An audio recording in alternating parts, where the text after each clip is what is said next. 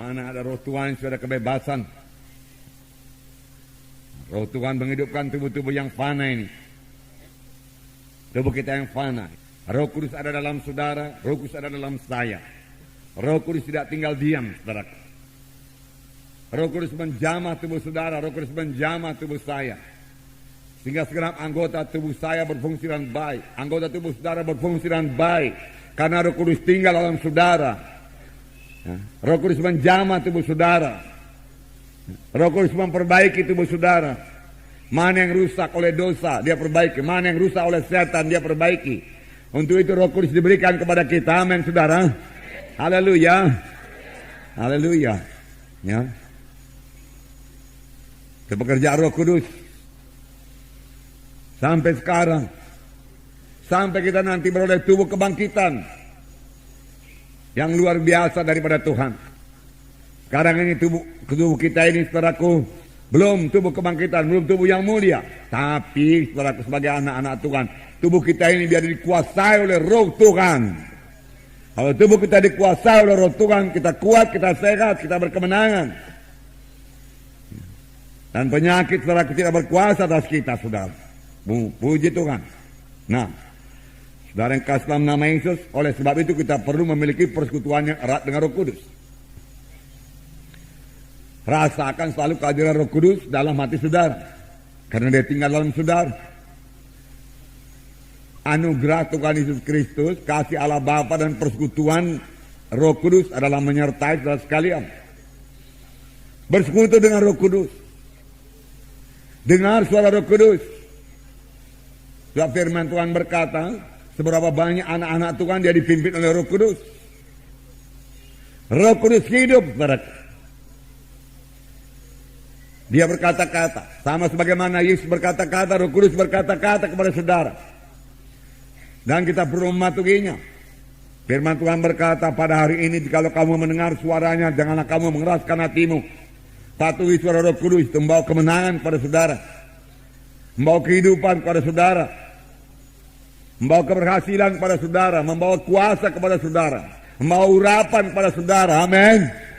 Haleluya. Membawa kesembuhan bagi saudara. Haleluya.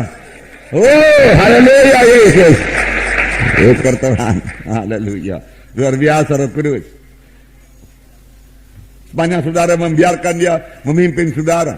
Luar biasa pekerjaan dalam hidup saudara. Sepanjang saudara biarkan saudaraku dia menguasai saudara. Maka dia akan mengerjakan perkara yang besar dalam saudara.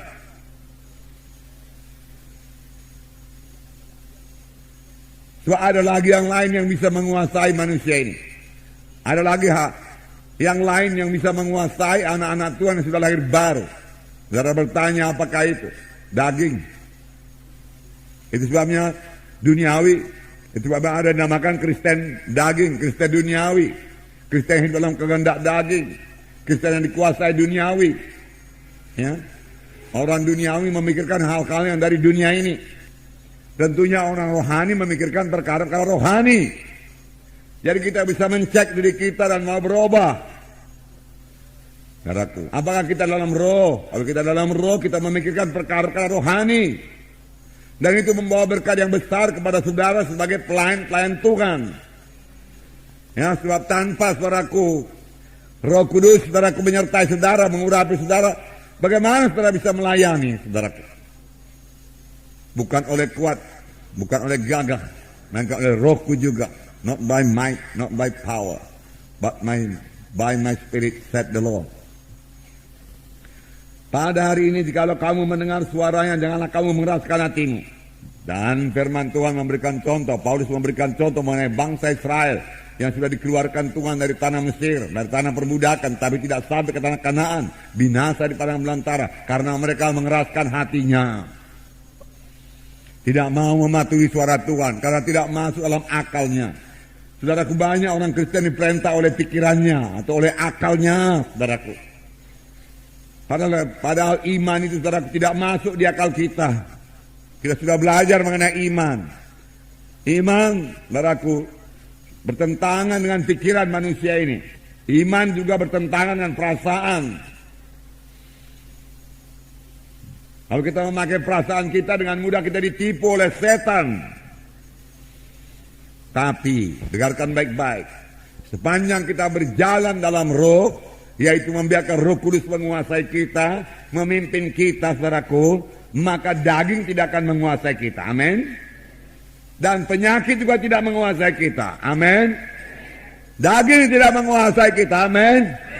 Penyakit tidak menguasai kita. Amin. Haleluya.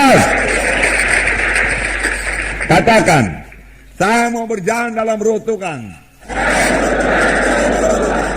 Maka perkara daging, kehendak daging tidak bisa menguasai saya.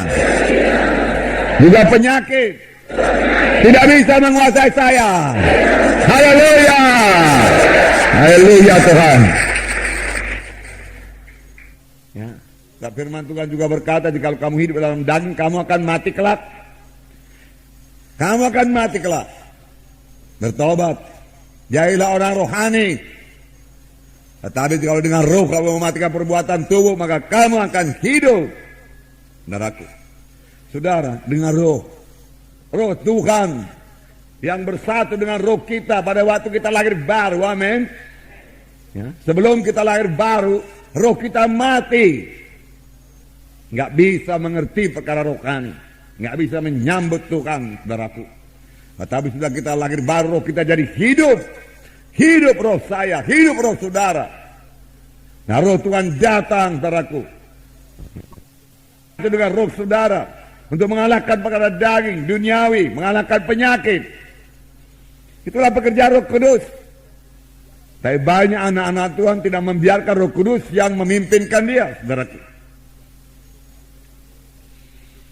Banyak anak-anak Tuhan masih dipimpin oleh pikirannya, perasaannya, saudaraku. Kalau Roh Kudus menguasai tubuh kita, Roh Kudus menguasai pikiran kita, Roh Kudus menguasai perasaan kita, saudaraku. Roh Kudus menguasai jiwa kita, saudara, maka penyakit tidak berkuasa atas kita. Mengapa, saudaraku? Karena penyakit, saudaraku, hanya berkuasa atas tubuh dan atas jiwa, saudaraku. Tetapi, saudaraku, setan tidak bisa menjamah roh saya. Roh saudara tidak bisa dijamahnya. Kalau roh yang sudah lahir baru itu kuat, berkuasa.